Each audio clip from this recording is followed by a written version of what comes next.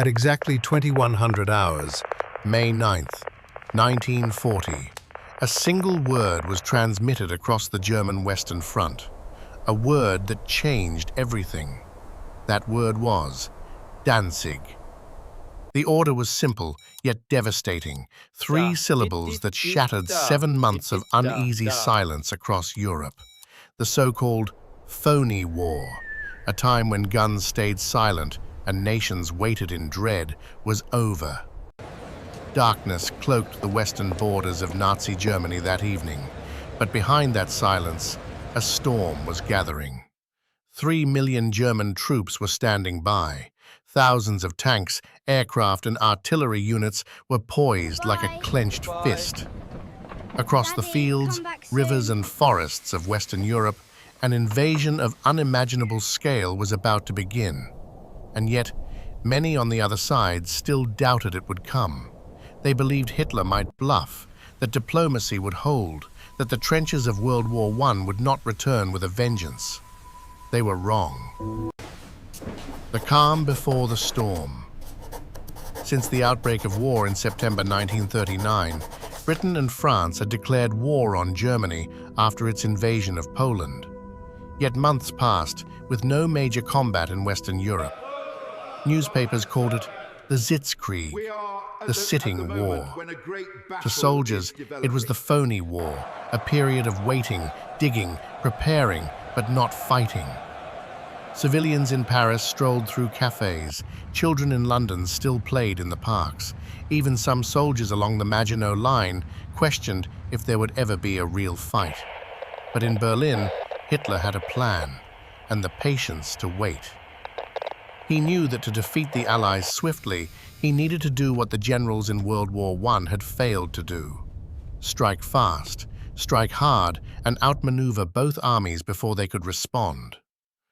The real war was coming, not with trenches and stalemates, but with tanks, aircraft, and a new doctrine of warfare, blitzkrieg.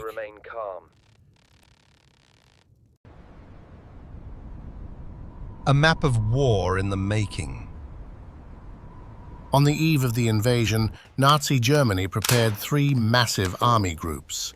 Their mission, to sweep through Belgium, the Netherlands, and Luxembourg, then punch through northern France and encircle Allied forces from behind. It would be one of the boldest and most dangerous military operations in modern history. On May 10th, as the first light broke, columns of tanks rolled across the Dutch border. Paratroopers rained from the sky. Entire cities were engulfed in smoke before noon. The invasion had begun. But this is not just a story of conquest, because what came next wasn't merely about war, but about survival, resilience, and the spirit of a nation under siege. Why what? What happened at Dunkirk wasn't meant to be a victory. It was a retreat, a desperate attempt to escape annihilation. And yet, it became a symbol of hope. But how? How could a chaotic evacuation of trapped soldiers, surrounded on all sides under constant bombardment, be remembered as one of the most miraculous moments in modern history? How did defeat transform into defiance? To answer that, we must go back to the beginning, to the soldiers, commanders, and ordinary citizens who were thrust into the heart of history.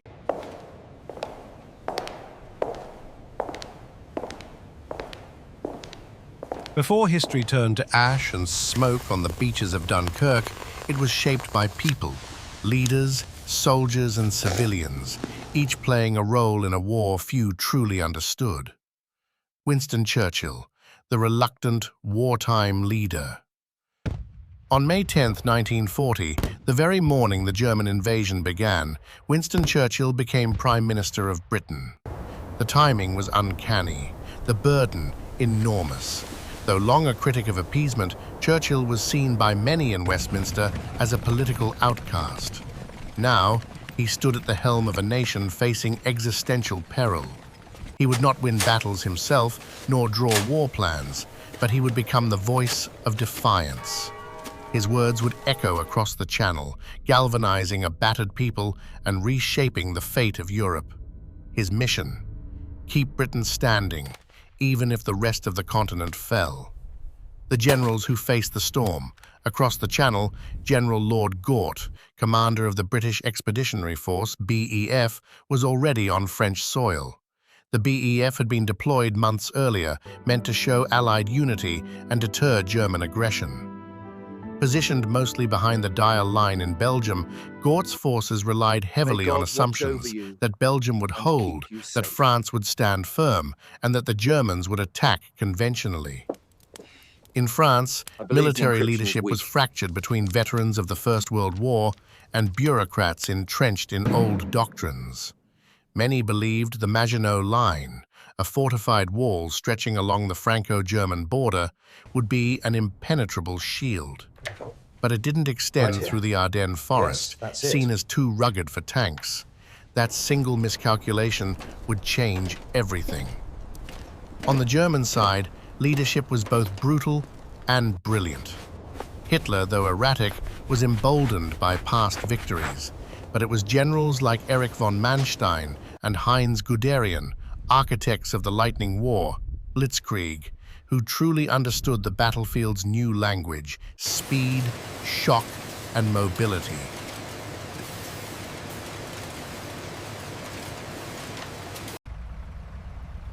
Faces of the forgotten. Civilians and the little ships. War isn't just waged by generals. On the ground were thousands of young soldiers, barely trained, facing the reality of mechanized war for the first time. Many were 18, 19, maybe 20, boys who had never fired a rifle in combat, now expected to hold the line against Panzer tanks. Nothing clear, just the storm. In quiet fishing villages along the southern coast of England, civilian boat owners tended their vessels, unaware that in a matter of days they would be called upon to sail into enemy waters. Their crafts, yachts, lifeboats, ferries, would become part of history, remembered as the little ships of Dunkirk. Then there were the citizens of Paris, still crowding cafes, laughing in cinemas, debating politics in smoky bars. For them, war still felt distant. Headlines clashed between hope and fear. Some trusted the Maginot Line, others whispered rumors of German movements. But few expected the storm to arrive so suddenly. In Brussels, Amsterdam, and Luxembourg, neutrality was a promise, one they thought would shield them. In truth, it made them sitting targets. The map before the fire. By early May 1940, the Western Front looked stable. Germany held the east, France and Britain stood watch in the west. Belgium and the Netherlands lay in between, unarmed, unprepared, and dangerously optimistic. The BEF had dug in along the Belgian border. French armies manned the Maginot Line. But no one truly understood that the real attack would come through the thick woods of the Ardennes, a move so bold it seemed insane, and perhaps that's why it worked. A world asleep, seconds before the alarm. In Britain, many still believed the war would be won through patience and pressure, not bombs and bullets. Civilians hoarded gas masks, but rarely wore them. Newspapers speculated about peace talks. Even Churchill had not yet made his first speech as Prime Minister. Europe, in May of 1940, was a powder keg dressed in peacetime clothes. But war does not wait for belief. Because at dawn on May 10th, the sky would darken, not with clouds, but with the wings of war.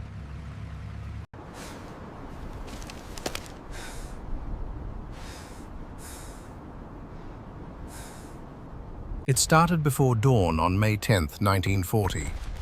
The sky didn't just brighten with the sun, it darkened with wings. 2,500 aircraft of the German Luftwaffe took to the skies. Fighter planes, dive bombers, transport gliders, paratroopers.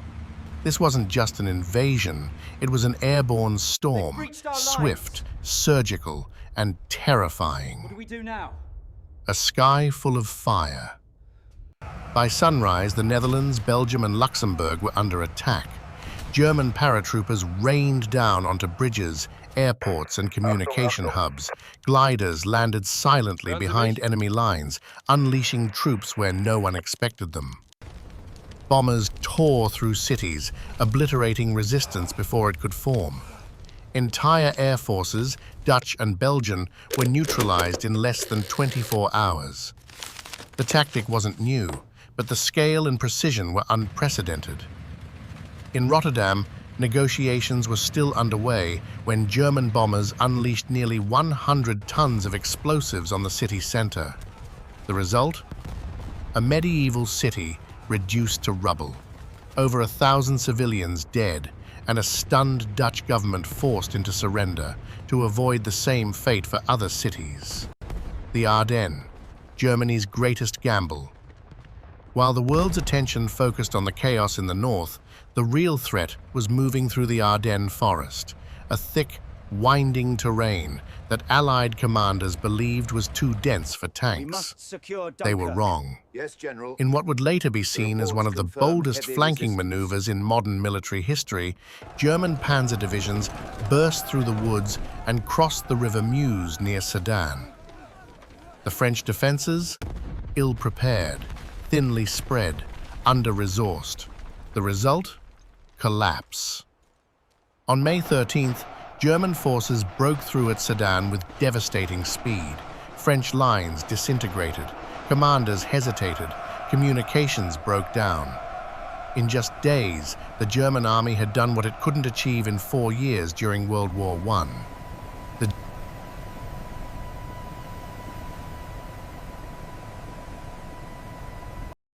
The trap springs shut. With panzer tanks pushing through France and airborne troops dismantling defenses in the north, the Allies suddenly found themselves in a giant trap. The British Expeditionary Force and parts of the French army had surged into Belgium to meet the initial German push, only to be cut off from the south as German forces swung around behind them. It wasn't a mistake. It was a masterpiece of strategic deception. The Allies had walked directly into a calculated encirclement. Retreat turned to panic, roads clogged with refugees, tanks and artillery. Bombs rained down. Bridges were destroyed behind retreating units. Units lost contact. Supplies ran dry. Morale crumbled. One French general reportedly said, "It's 1914 again, but faster, and we are losing." The Battle of Arras, a spark in the darkness. In the midst of chaos, a single counterattack briefly shook the Nazi war machine. At Arras, British forces launched a small but fierce assault using heavy Matilda II tanks, vehicles nearly impervious to standard German anti-tank guns. The British tore through German lines, causing confusion and unexpected losses. It was not a decisive battle, and ultimately the British were forced to pull back, but for a moment it rattled the confidence of the German High Command. Fearing a larger counteroffensive, Hitler and his generals ordered a pause to regroup. That hesitation, that single moment of doubt, would have massive consequences. A narrow window opens. The trap was almost complete.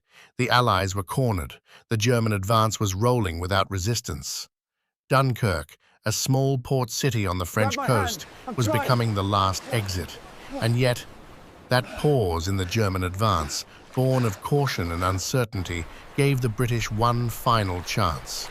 It would not last long, but it would be just long enough. By late May 1940, the armies of Britain and France were no longer fighting for victory. They were fighting for escape. Cornered on the coast. As the German advance swept through France, the British Expeditionary Force, along with tens of thousands of French and Belgian troops, was pushed back, mile by mile, toward the narrow strip of coastline surrounding the city of Dunkirk. There was no prepared evacuation plan, no fortified fallback point. Dunkirk was not a fortress. It was a fishing port, a beach town, with no deep-water harbor, no protective cliffs, no defenses, just long, flat beaches, shallow waters, and the rising tide. And on those beaches, More than 400,000 Allied troops now stood, trapped between the sea and the enemy. They were surrounded, constantly bombed, desperate, and yet they waited for salvation. The birth of Operation Dynamo. Deep beneath Dover Castle in southern England, in a cold concrete bunker carved into the cliffs, Vice Admiral Bertram Ramsay stared at maps, tide charts, and scattered intelligence reports. From that underground war room, he would oversee one of the most audacious rescue missions in history, Operation Dynamo. The goal was impossible. Evacuate at least 45,000 soldiers in just 2 days before the German forces arrived in full. The Royal Navy alone couldn't do it. The harbor at Dunkirk was under constant bombardment. Large warships couldn't reach the beaches, so Ramsay issued a call to the people. The little ships across the British coast, thousands of fishermen, ferry captains, yacht owners, and civilians received word. Go to the sea. They boarded their boats, some barely larger than lifeboats, and set course for a war zone. They became known as the Little Ships of Dunkirk, hundreds of them painted with names like Defiant, Endeavour, and Gracie Fields. We're losing too many men. Some were captained by naval officers, others by retired sailors, What do we do now? some by teenagers. They navigated minefields, evaded Stuka dive bombers, and ferried soldiers from the shallow beaches to larger ships waiting offshore. The scene was surreal. Men wading chest-deep through icy water, holding rifles above their heads, officers organizing queues under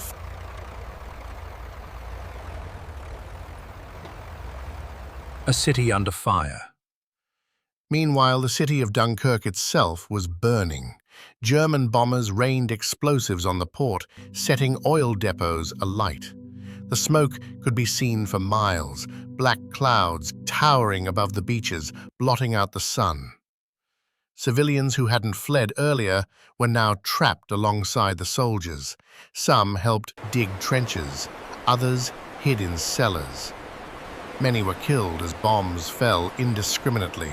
And as the chaos unfolded on the beaches, atrocities were happening just miles away. In these ancient ruins. The massacre at Wormhout.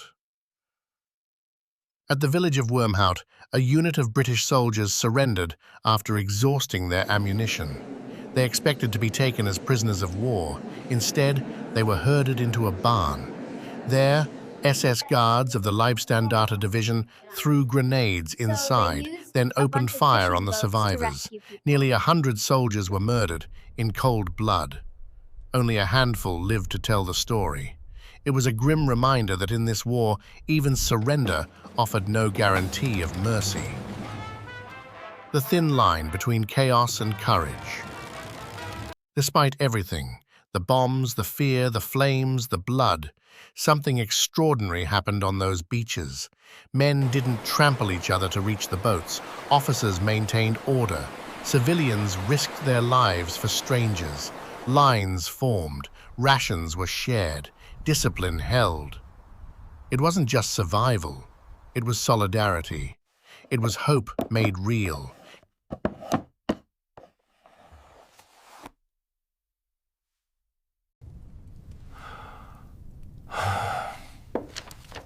By June 4th, 1940, Operation Dynamo was over, but its impact was just beginning.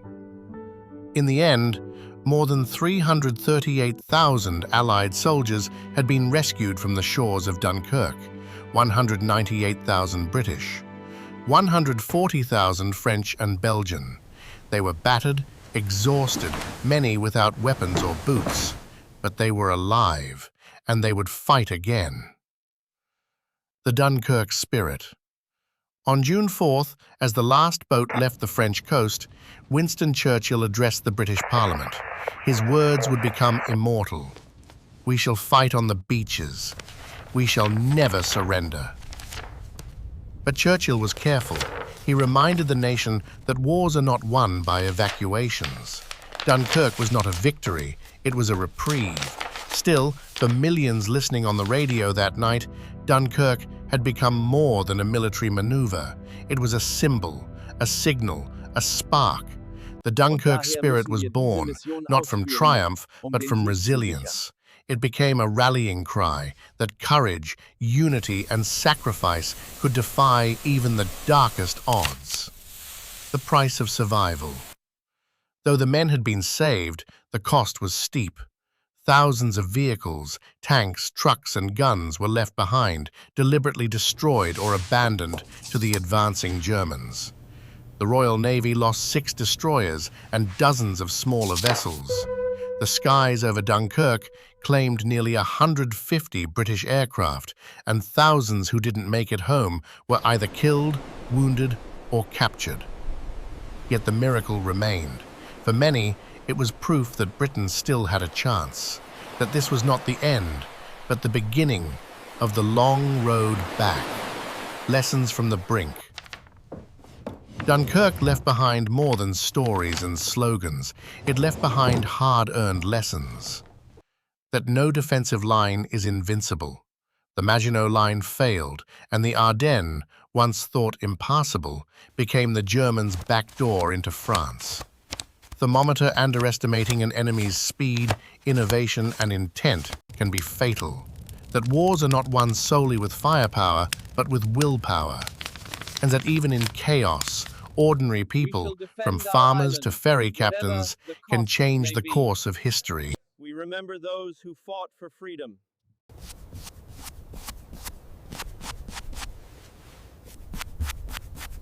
Ghosts on the shore. Today, the beaches of Dunkirk are quiet. Tourists stroll where soldiers once ran. Children play where tanks once burned. But the sea has not forgotten. The remains of ships like the Diavonia and the Crested Eagle still rest beneath the waves or lie broken on the sands, rusted monuments to a desperate escape. Villages like Wormhout, Bray Dunes, and La Panne have become places of remembrance, their memorials inscribed with names of the fallen and the brave. In these quiet corners of France, the echoes of 1940 still linger. More than a moment. Dunkirk was not the end of the war. It was not even the beginning of the end. But it was, as Churchill later said, the end of the beginning. It showed that Britain would not go quietly, that the line between defeat and defiance could be measured not in victories, but in courage.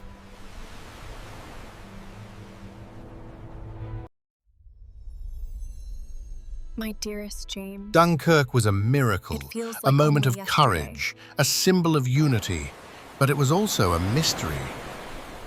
Was Hitler's hold order a mistake or a message? In the days leading up to the evacuation, German panzer divisions stood just 15 miles from Dunkirk. Then suddenly, they stopped.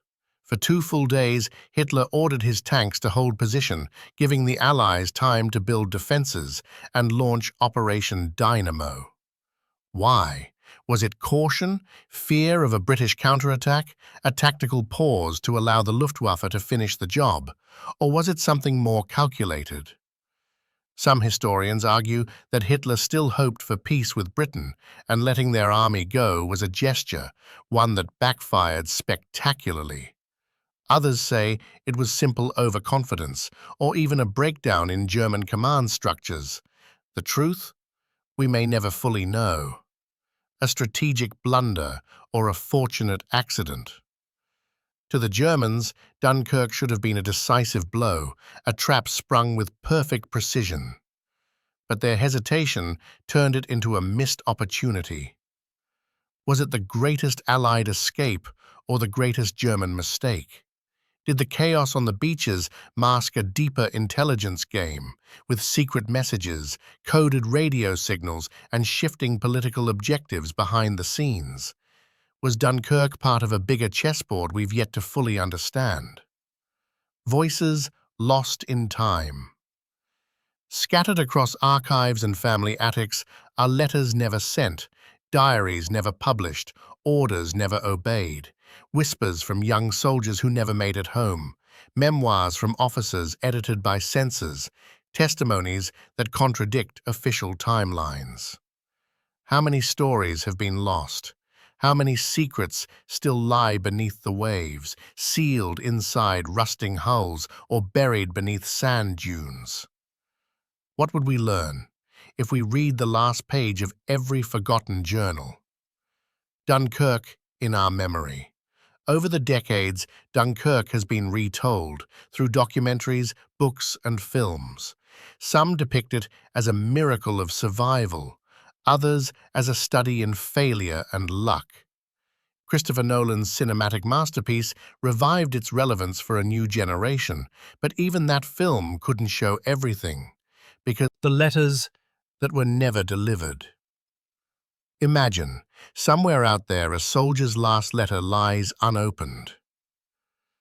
Written on the beaches of Dunkirk, addressed to a mother, a brother, a sweetheart. The ink faded, the story untold. What would it say? What fear, what hope, what final thoughts were meant to be heard but never arrived? And what if they hold a piece of truth history has forgotten? The final frame. Dunkirk was an escape, a survival, a symbol. But history is rarely as clean as the stories we tell. Behind the headlines and heroes lie shadows, second guesses, and silences. And so, we must ask, but is that truly the whole story?